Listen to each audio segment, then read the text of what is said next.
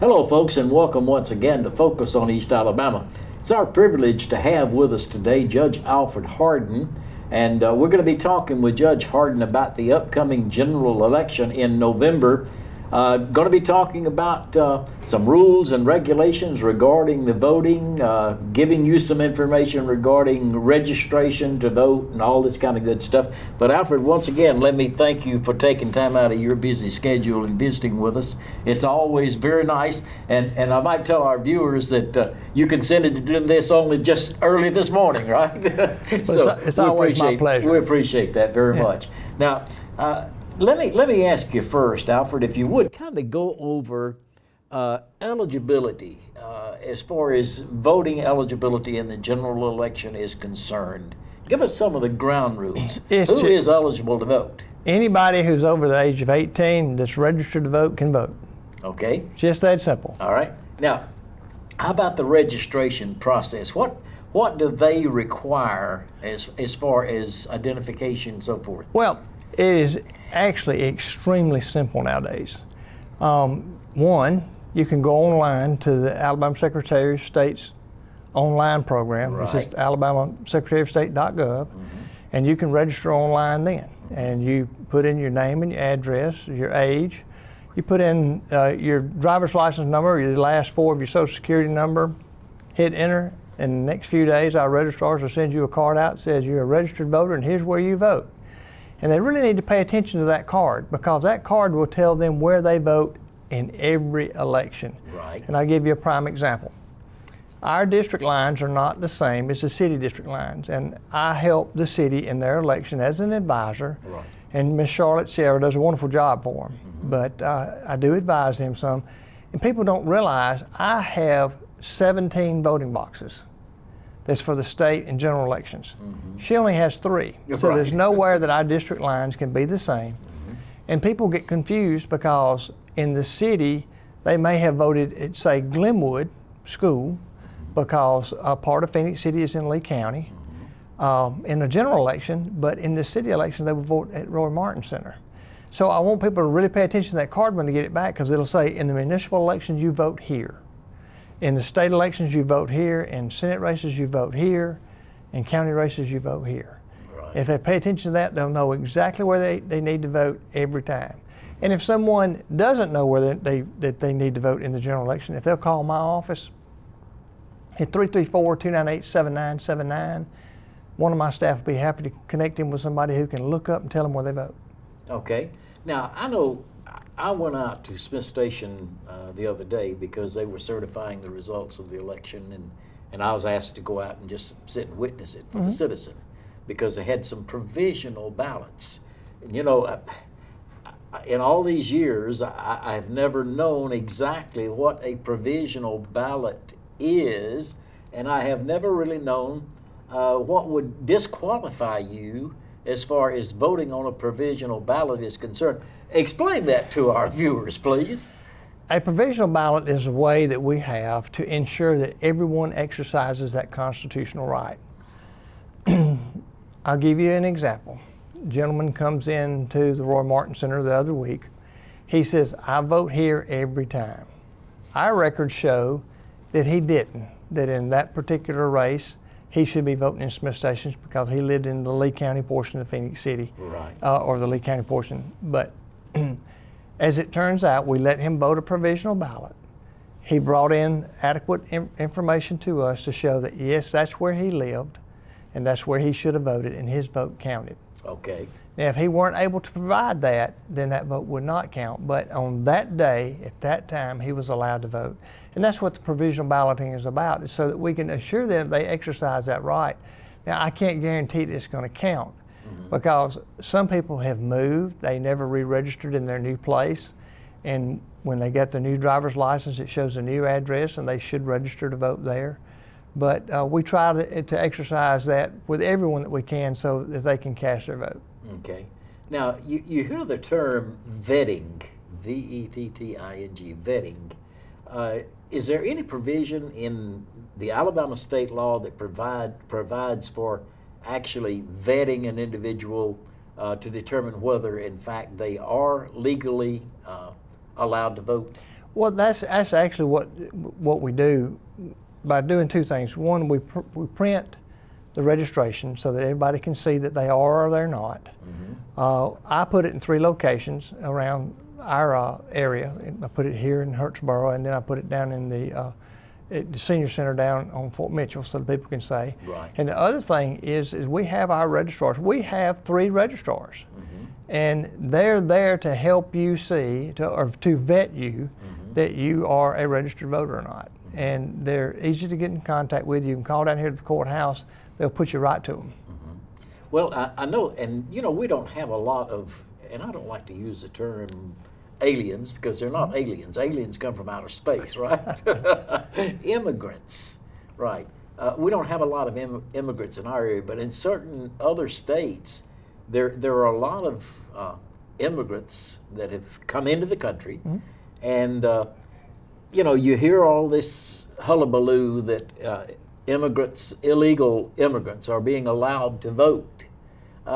What's your feeling on that, Alfred? Well, you know, we have quite a few immigrants here. I'm not going to call them illegal because I don't know their status. Right. But what I have found in my tenure as probate judge is that they know that they can't vote, and so they don't even try. Right.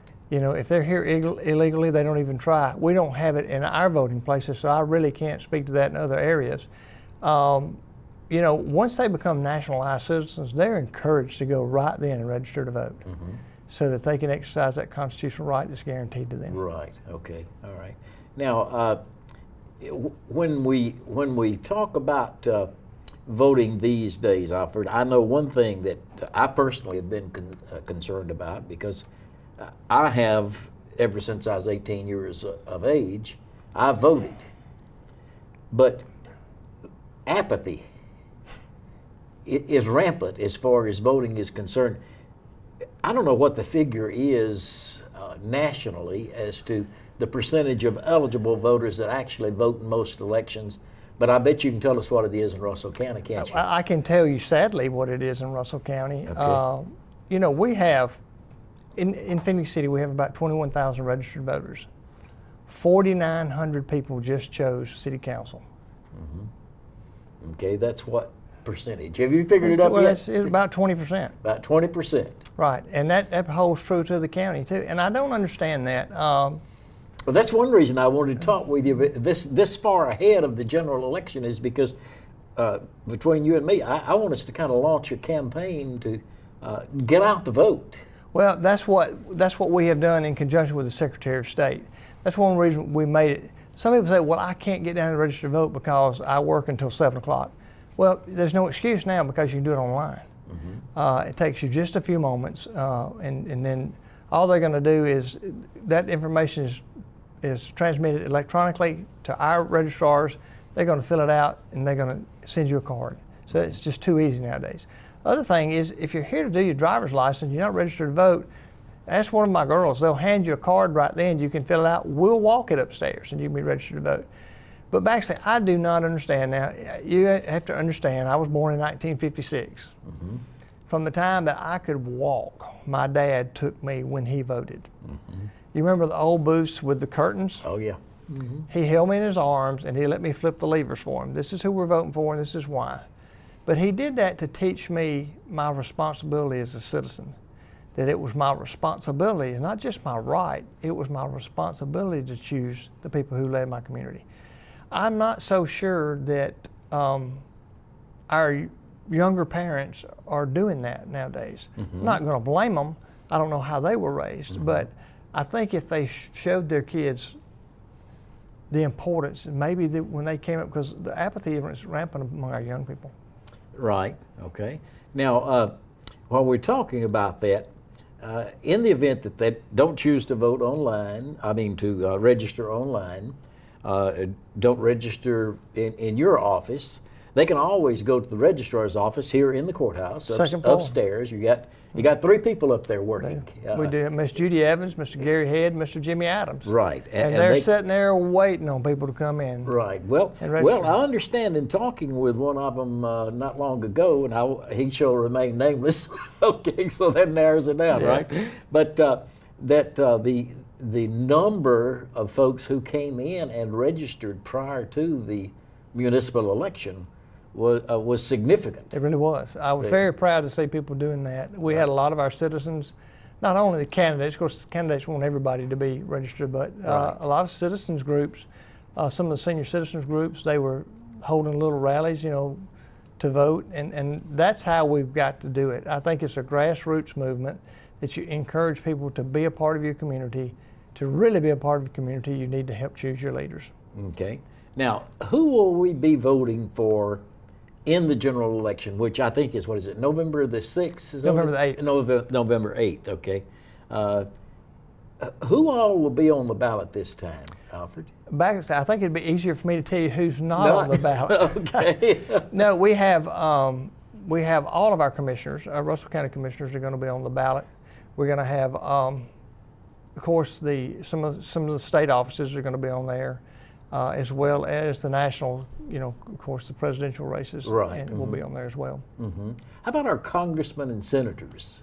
There will be some. See, Senate runs every 2 years, so there's going to be some Senate races, and Congress is every 4 years. Right. So there won't be any on this one, but there will be some on the others. Yes. On the others, okay. All right.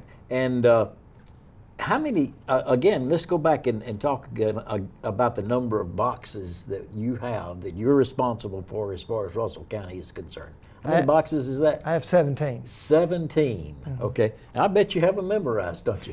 Pretty much. Okay. Pretty much. But if anybody has a question as to where they should be voting, they can simply contact your office. They can contact my office, or they can contact the registrar's Board of office. Registrar's office, and they can tell them. Now, we have, especially on election day, this is an election day thing, you can catch any clerk in the poll if you're not sure if you're supposed to vote there.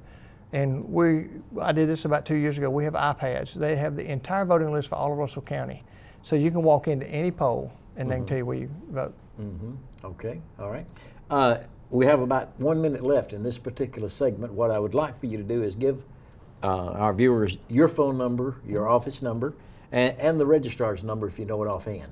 Well, I don't know the registrar's office right offhand, but I can tell you can call my office and we can transfer you there. Okay. So my office number is 334-298-7979, and some of my staff can help you, or we can transfer you to the registrar's office. All right, good. All right, thanks for being with us for this portion of Focus on East Alabama, and we'll be back for continued conversation with our probate judge, Alford Harden, in just a moment.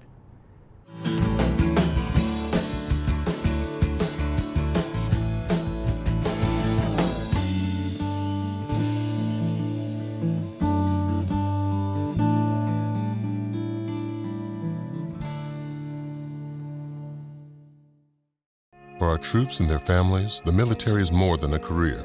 It's a journey.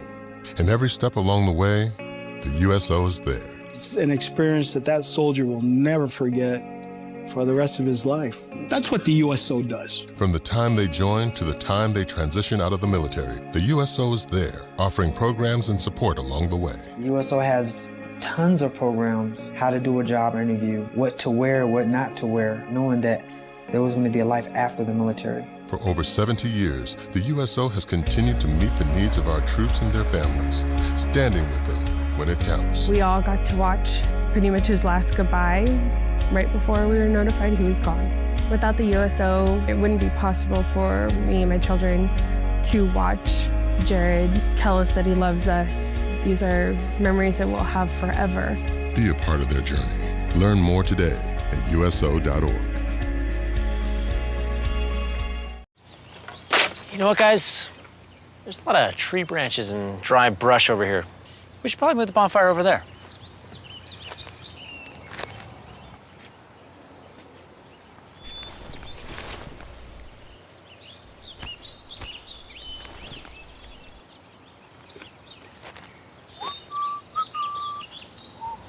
I'm guessing Smokey liked that idea.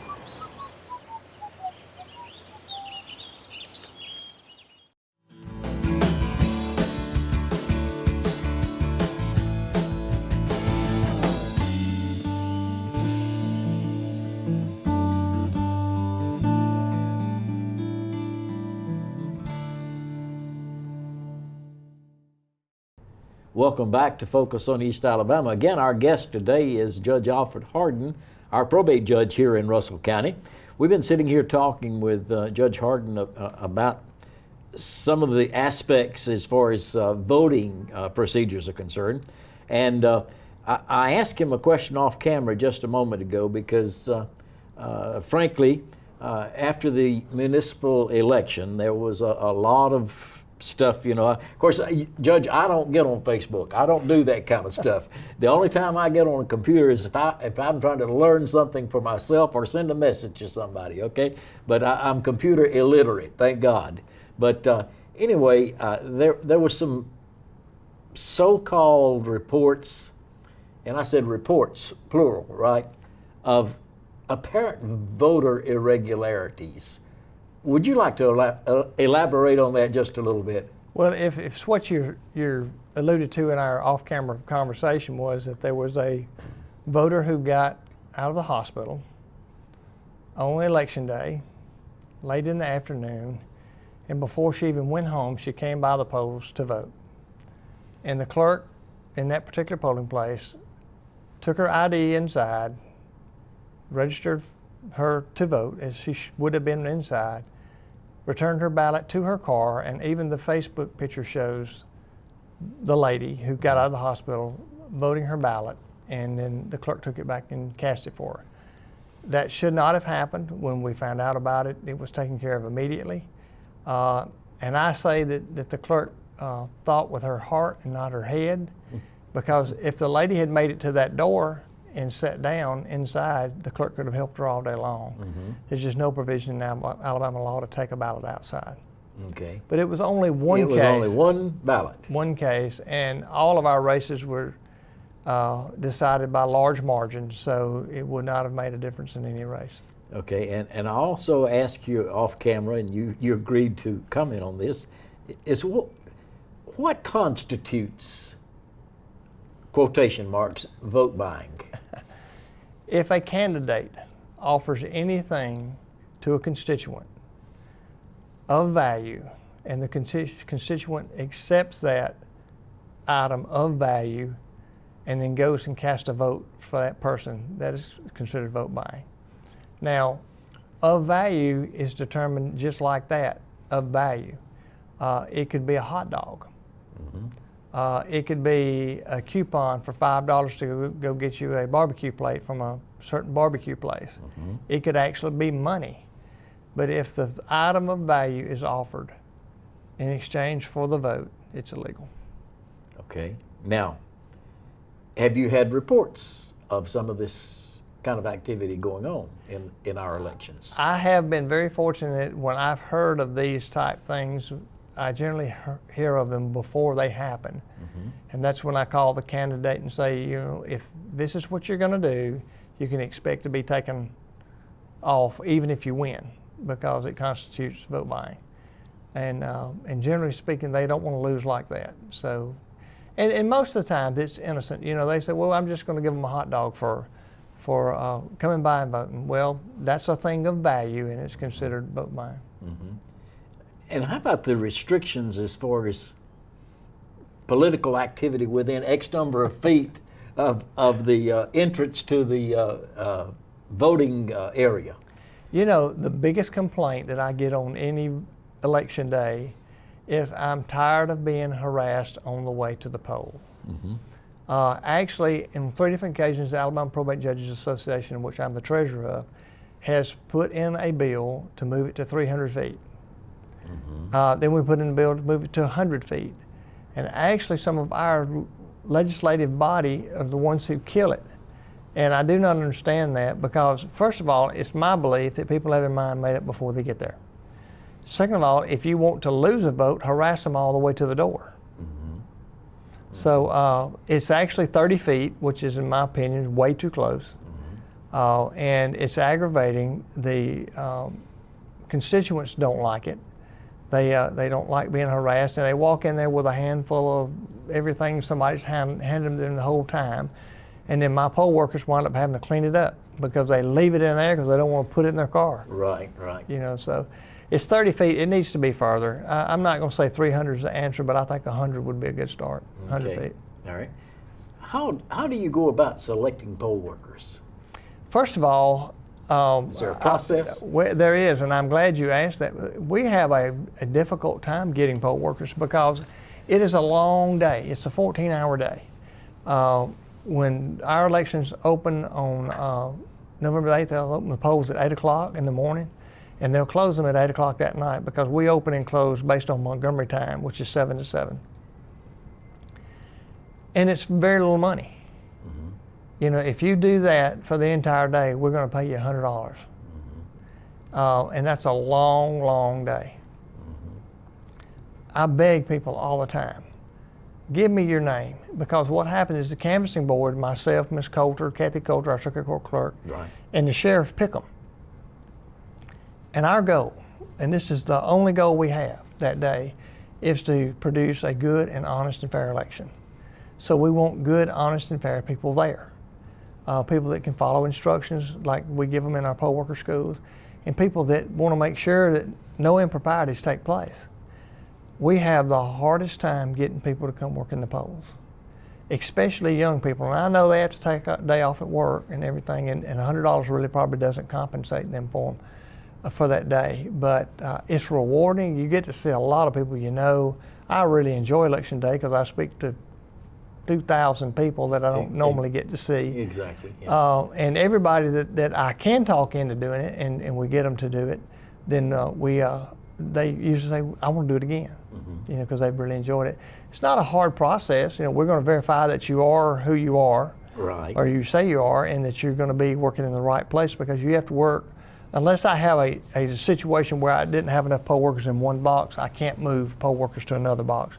You have to work in your own box. In your own. That was going to be my next question. Right. You have to work in your own box. Now, I can move you if you're sworn and everything. If I say I have somebody show up or somebody gets sick and has to go home, I can move you after that. But for the most part, you have to work in your own box. Do the poll workers go through a little training class? They do. They do. On the Tuesday and Thursday before the election, like this will be the last couple of weeks in October, the regular poll workers that are not clerks, they will come in on Thursday at 2 or Thursday at 7 o'clock. They'll get their training, which is given by me, myself, and the sheriff, and Ms. Coulter. And then on the Tuesday before, we'll have our inspectors and chief clerks will be at that meeting. So it's 2 different training periods. Okay. Now, Torgar, our camera guy that's on camera right now with us, asked me a question earlier, and I'll ask it of you because I'm curious too. Has there been any consideration given in the state of Alabama, and particularly to Russell County, to initiate early voting? There has been some, but see, we have absentee voting. Right, yeah. Which is exactly the same. Same thing? Same thing. Yeah. What they do in Columbus or in Georgia, they have a polling site that already has a machine set up. Right. And they walk in, this is my ID, I can't be here on that day, so I'm going to vote early.